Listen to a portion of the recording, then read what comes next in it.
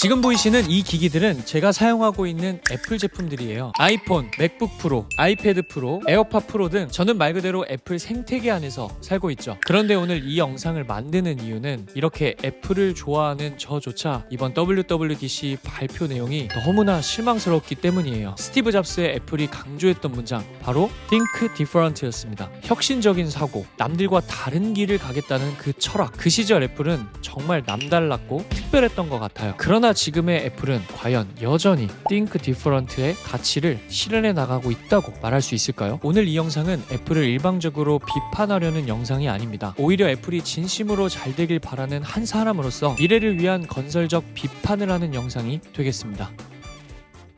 먼저 이번 WWDC에서 뭐가 발표되었는지 간단하게 정리해드릴게요. 가장 큰 변화는 iOS 26과 함께 도입된 새로운 디자인이었어요. 공식적 명칭은 리퀴드 글래스로서 전체적인 UI가 바뀌었습니다. 솔직히 말하면 리퀴드 글래스 디자인은 정말 아름답습니다. 유리처럼 투명한 느낌과 빛의 반사와 굴절을 이용한 시각적 효과들, 정말 디테일을 보면 애플의 애플스러움이 곧바로 느껴졌는데요. 이렇게 디자인적으로는 분명히 발전했고 또 다른 트렌드를 가져올 수 있다고도 생각되었습니다. 애플 인텔리전스도 업데이트됐습니다. 시리의 기능이 좀 더 추가되었고 개인화된 AI 추천 기능들이 추가됐어요. 개발자들을 위한 도구들도 개선됐습니다. 엑스코드가 더 빨라졌고 새로운 프레임워크들이 추가됐죠. 이런 부분들은 분명히 환영할 만한 변화들이었어요. 그리고 이번에 가장 많은 변화를 냈던 건 바로 아이패드에 대한 변화였어요. 이젠 아이패드도 거의 완전 맥과 같은 UI와 인터페이스로 바뀌었는데요. 이렇게 큰 화면을 줄일 수 있는 거 드디어 바뀌었고, 창 여러 개 켜면 이렇게 하나씩 띄워지는 거 드디어 지원되었고, 이야,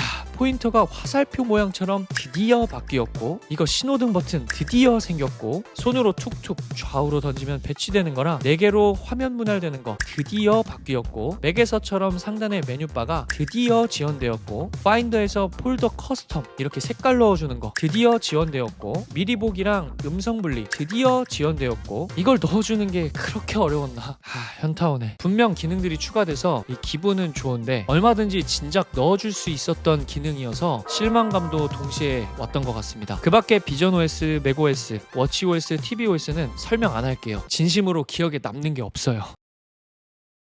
이번 발표에서 개인적으로 가장 실망스러웠던 부분부터 이야기를 한번 해볼게요. 바로 AI 부분이었어요. 여러분, 지금 시대가 2025년입니다. 챗GPT가 세상을 바꾼 지 벌써 3년이 넘었고, 구글은 제미나이로, 삼성은 갤럭시 AI로 우리 일상을 정말 많이 바꿔놓고 있단 말이죠. 삼성의 실시간 통역 기능 보세요. 전화 통화 중에 실시간으로 번역해주고, AI가 회의록을 자동으로 정리해주고, 사진에서 원하지 않는 객체를 자연스럽게 지워주고, 구글 픽셀은 또 어떤가요? 매직 에디터 기능으로 사진 편집 혁신적으로 바꿔놓고, 갤럭시에도 적용되어 있는 서클 투 서치도 가능하고, 물론 애플의 AI도 나름 발전은 했어요. 하지만 경쟁사들이 이미 1-2년 전부터 선보였던 기능들을 이제야 따라잡고 있는 수준이에요. 애플에서 예산을 R&D 분야에 역대급으로 투자했다고 발표도 했는데 타사 대비 여전히 기술이 정체돼 있거나 후퇴하는 느낌을 주는 모습을 보여주다 보니까 소비자들 입장에서는 실망스러울 수밖에 없는 것 같습니다. 두 번째로 이번 발표의 핵심인 리퀴드 글래스 디자인에 대해서 한번 얘기해 볼게요. 분명히 말하지만 디자인은 정말 아름다워요. 애플답고 세련되고 시각적으로 굉장히 매력적이에요. 하지만 이걸 혁신이라고 말할 수 있을까요? 2013년 iOS 7을 기억해 보세요. 스퀘어 모피즘에서 플랫 디자인으로의 전환. 그때는 정말 혁신적이었어요. 그래서 전 세계 모든 앱들이 애플을 따라했었죠. 하지만 지금의 리퀴드 글래스, 예쁘긴 하지만 본질적으로 뭐가 바뀐 걸까요? 사용자의 어떤 경험하는 환경이 근본적으로 달라졌나요? 우리가 스마트폰을 사용하는 방식이 바뀌었나요? 이 겉모습은 더 예뻐졌지만 이 근본적으로 드라마틱한 변화는 전혀 느껴지지 못했던 것 같아요.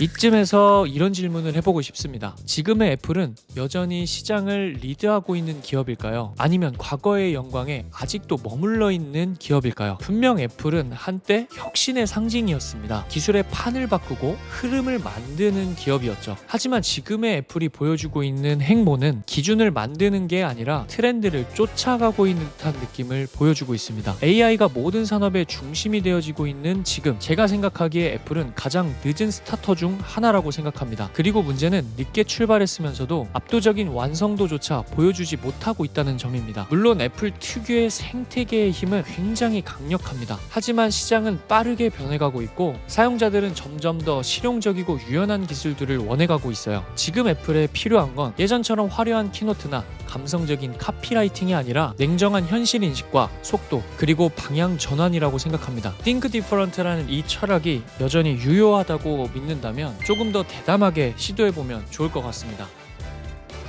결론적으로 저는 여전히 애플 제품들을 사용할 겁니다. 이 기기들이 주는 편의성과 완성도는 여전히 제겐 탑이기 때문이에요. 여러분들은 이번 WWDC 발표를 어떻게 보셨나요? 여러분들의 솔직한 의견과 애플의 미래에 대한 의견을 댓글로 남겨주시면 너무나 감사드리겠고요. 같이 소통하면서 서로의 생각을 공유해보면 너무나 좋을 것 같습니다. 오늘 영상이 여러분께 유익했다면 구독과 좋아요 한 번씩만 눌러주시면 너무나 감사드리겠고요. 저는 다음에 더 좋은 컨텐츠로 인사드리도록 하겠습니다. 안녕.